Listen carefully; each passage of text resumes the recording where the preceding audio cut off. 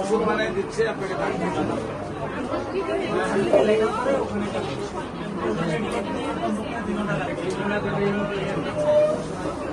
এখন আমাদের কোন স্টাফে এটা বড় বললো